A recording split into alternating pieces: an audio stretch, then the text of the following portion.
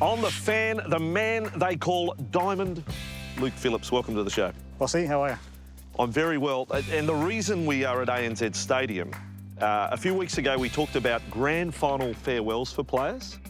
Your name never comes up, but true story, 2002 grand final winner. That was your last game in first grade, right here for the Roosters. Yeah, it was, 2002. Not intentional, but it ended up your last game. It ended up, yeah. I came back for a couple of games a few years later in reserve grade, but my actual last first grade game was here, yeah. And so that's at, what, age 27, as it turns out? That is a story, again, for young players.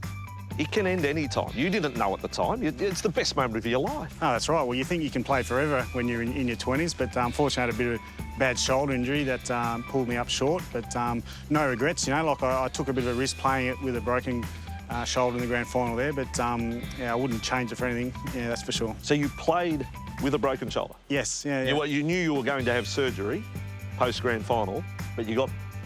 Well, yeah, I was lucky I was playing fullback, I suppose, because I didn't have to do much tackling. So, yeah, not many people know that, but the staff did a really good job. I actually fractured it a few weeks early in the semis, and then obviously had a few weeks off, and then they just needled it up to get through the grand final. But the second half, it was pretty bad because the bit of bone obviously had come off, and I couldn't actually lift my arm. So if you actually watch the trophy presentation, I couldn't actually lift the trophy up. I had to pass it over to Peter Cusack like that because I couldn't lift my arm.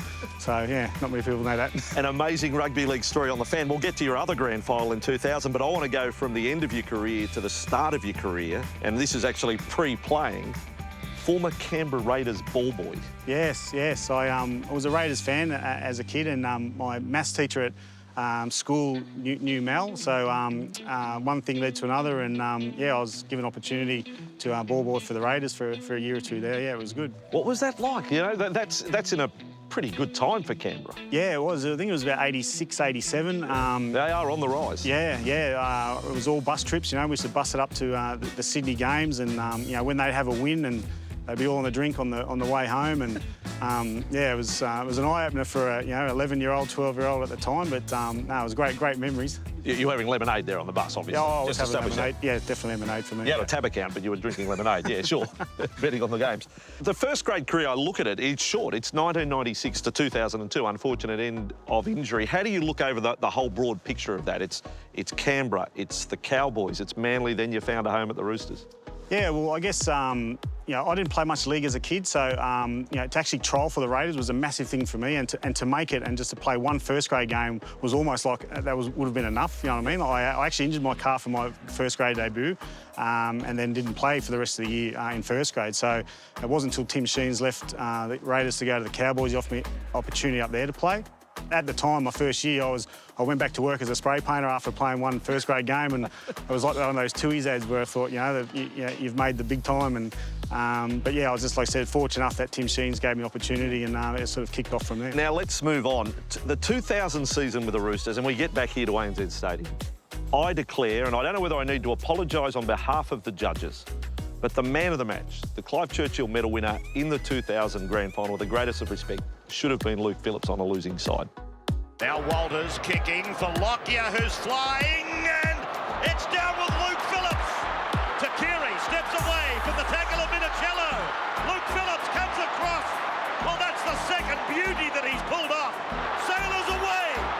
Sailor chased by Luke Phillips. Oh, another try saver by the Roosters, #1. You watch the game back again today, you're the best player on the field. Yeah, it doesn't eat away at me, but it's just funny because it wasn't a real exciting grand final. So I guess boring. Yeah, it was boring. I admit it was a boring grand final, and yes. Every now and then I'd see Darren Lockyer and I'd ask him for the Clive Churchill as a G-up, but he just looked at me and sort of... In your time as a first grade player, there is a famous moment involving you as well that I still remember. Television coverage into our lounge rooms. You got stapled in the head. Yes. Can you...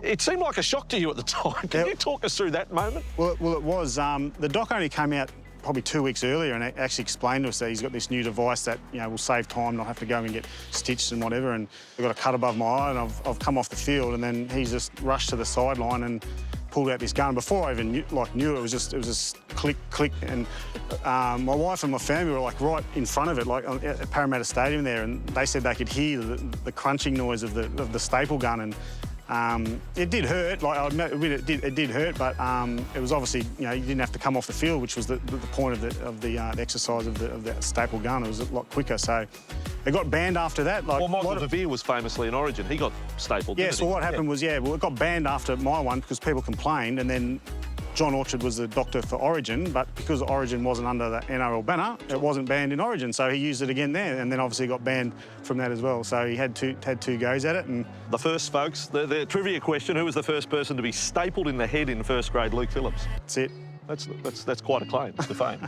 So we jump forward 2002, and suddenly your career is sort of taken from you. 2 years later, you have to pull up stumps. 04, that's it. You can't get back to first grade. You give the game away. Are you a lost soul? Because it's, you know, you finished ahead of your time. Did you know what the next step in your life was going to be? Not at the time, because obviously I had the year off, and then I played a couple of games, and then I decided to retire. I had my business, which was obviously taking up a lot of my time, so that was a distraction there. But I did miss the game, and I'd still go back to the Roosters games, obviously, that year. And then Phil Gould just got me here and said, look, yeah, he knows they're looking for referees, ex-players to be referees, so he said, why don't you give it a shot? So I thought, yeah, you know, something to do, keep fit. Main thing was keeping fit, you know. Oh, I can't let you jump ahead that quick. Was it just one conversation? You said, that's a great idea, or did you say, Gus, piss off, you kidding? No. He a couple of times he asked me about doing it. Okay. Yeah. Now we get the truth. Yeah, a couple of times.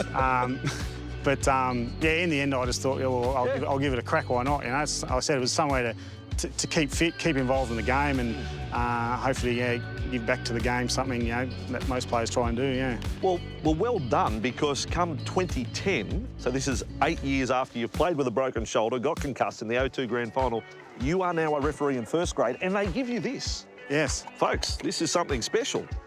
That's Yes, you talk us through. That's the coin toss coin that every referee that makes NRL obviously gets to, you know, for the coin toss, yeah. So every referee gets one of these? Yes, yeah, every referee that obviously gets to referee first grade in NRL gets given the coin, their own special coin to toss before the game. You didn't get a Clive Churchill medal, but you got one of these? Yeah, I never got to toss it, though, because I never was a head referee, so... That's right. So you were the pocket referee. So in the big league program, your name in referees would always be second? Second pocket referees who didn't do the toss, so I never got to use it. For players watching now, or recently retired players, is it a step you would recommend, suggest, contemplate at the very least? Refereeing? Or referee. Yeah, definitely, because I didn't think I would like it, to be honest, and I tried it, and the day I tried it, I went, this is actually really good, you know, so... until you try it, I guess I'd encourage any player just to give it a go and see what you think. You know? That's a really good story. This is good. We need referees, and people of your experience would straight away, not that referees shouldn't have respect, but straight away you would have that respect from players because of what you achieved. Yeah, I remember Josh Reynolds in a reserve game when I was first starting. He went to feed the scrum, he turned around and looked at me and said, what are you doing here? You know, he obviously didn't know I was refereeing, so... yeah, a lot of players just don't think of it, I suppose, you know. But I said until you actually try it, it's definitely worth giving it a go. Okay, post rugby league, and on the shirt is ticket time. Now we are talking kids. You've got a bit of a dream job. You're setting up, you know, like game centres. Yes. That's interesting. Yeah, well, I always had a passion for pinballs, even as a kid, and I started a small business when I was still at the Roosters, just with touchscreen machine, had an NRL quiz on that, and that sort of moved on to, obviously, you know, different sort of arcades and stuff, and I've always wanted to have my own centre. I actually worked in one when I was 15 in Canberra. So we opened one in Southport at the Gold Coast Australia Fair there. Yeah. Give it a plug. It's doing really well. So it's we'll look at opening another one in Sydney hopefully soon. And who knows what can happen? Yes. I mean, anything could happen. Well, look, to finish the interview, because you were denied the opportunity to toss the coin, I wondered if we'd be able to maybe walk out of the middle and you can definitely. I'd love to. First time, to toss the coin. Yeah. Ladies and gentlemen, the fan. Stay tuned, we're headed out to the middle. So, Vossy, you're the home side. Normally you toss the coin and the away team calls, but in this case, obviously, I get the toss. So, any instructions out for the match? Just keep it clean, keep back to 10 metres, and no back chat. Okay. You all right?